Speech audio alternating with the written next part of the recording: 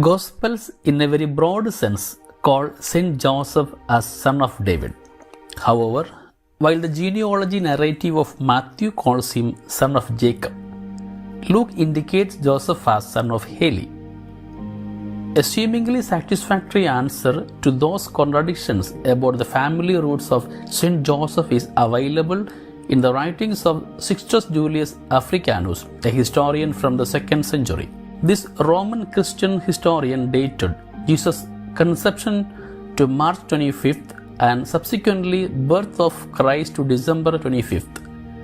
In his opinion, this inconsistency regarding the two different names of Joseph's father in the genealogy narratives is attributed to the Jewish custom of Levirate marriage. Joseph's grandfather was Mattat, who had two sons, Jacob and Heli.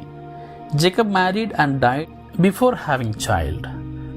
According to the Levirate law, his brother Heli married his brother Jacob's widowed wife and begot children for his brother. Thus, 3 children were born of that marriage: Joseph, Alphaeus, and Cleophas. It is firmly believed that Jacob, Joseph, Judah, and Simon, referred to as brothers of Jesus in the Gospels, are children of Alphaeus and Cleophas. Matthew, since he addressed the genealogy of Jesus to the Jewish Christians who were familiar with the Levirate marriage, wrote about the legal fatherhood of Joseph according to the Levirate law, whereas Luke, who composed the genealogy of Jesus for the pagan Christian community who were ignorant about this Levirate law, ascribed the fatherhood of Joseph to the biological father of Joseph. Some informal writings mention Joseph's mother's name as Rachel, which coincidentally is the name of the mother of Joseph from the Old Testament. Some ancient texts like the Proto-Evangelium of James, the history of Joseph the carpenter, and the Panarion remarks about the wedding between Joseph and Mary. Accordingly, Mary was born to Joachim and Anna at their old age. Born as an answer to their prayers, Mary was offered in the temple. She lived in the temple from the age of 3.5 years to the age of marriage. Mary, who lost her parents at the age of 12, was then entrusted to the responsibility of a chief priest. Since Mary belonged to the tribe of Judah, grooms of the same tribe were invited to the temple. Joseph was from the city of Bethlehem near Jerusalem, lived a chaste life according to the Nazarite vow, also reached the temple since he could not disobey the command of the priest.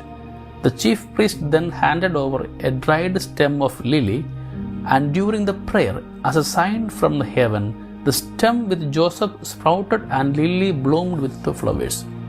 It is from this tradition that we see images of Saint Joseph holding lily flowers.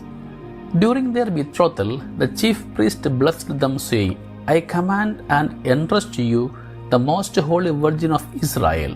Be more and more worthy of her." And to which Joseph replied, "I will put my strength and my manly authority at her service, and no sacrifice on her behalf will be heavy for me." Similar narratives can be found in the poem of The Man God by Maria Valtorta. After the betrothal, since she had already lost her parents, she went to the house at Nazareth and lived there.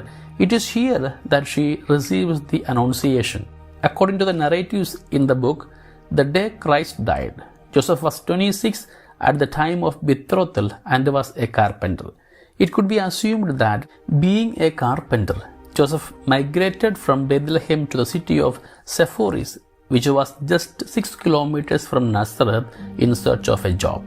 There are very strong traditions which say that Mary's parents lived in the city of Sepphoris, where the Crusades later constructed a church in the name of Saint Anna.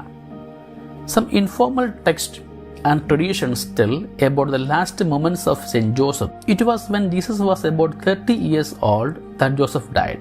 Saint Bede of England mentions in his writings that Joseph was buried at the valley of Josaphat near Jerusalem. Since the 14th century, the commemoration of the death of Saint Joseph is made on March 19. Saint Francis de Sales as well as Saint Alphonse Liguori considered him the patron of a happy death. Early church traditions proclaimed the death of Saint Joseph to be the most fortunate death. After all, a death in the presence of Jesus and Mary. What can be more fortunate than that? Maria Valtorta, in her Of the Poem of the Man God, elaborates the vision of Saint Joseph at his death. The tradition of the Church has always acknowledged and venerated Saint Joseph, the protector of the Holy Family and the Holy Catholic Church. A theological vision about Saint Joseph in the traditions of the Church is first seen in the writings of Saint Jerome. Later, in the 4th century, in his writings against Helvidius, Jerome establishes and defends the claim that not only Holy Mary but Saint Joseph himself was a celibate.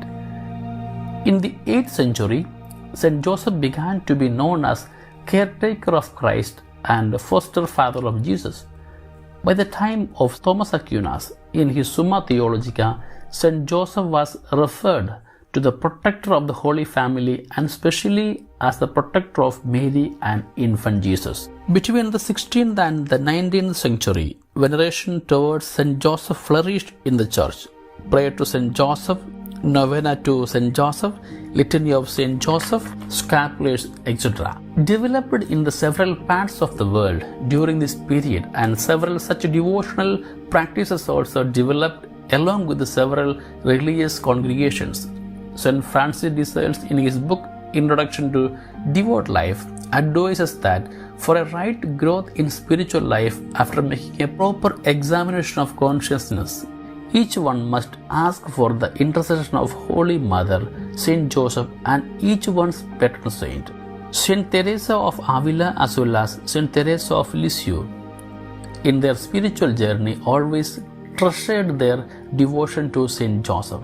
It was in the 15th century that Pope Sixtus V declared March 19th as the feast of Saint Joseph. Pope Pius IX in 1870, by his decree named Commodum Deus, declared Saint Joseph as the patron of the Universal Church. Later, in 1889, Leo XIII, in his encyclical Quam Pluris, exhorted the Universal Church to ask for the intercession of Saint Joseph. He continues to teach, and Joseph shines among all mankind by the most august dignity, since by divine will he was the guardian of the Son of God and reputed as his father among men.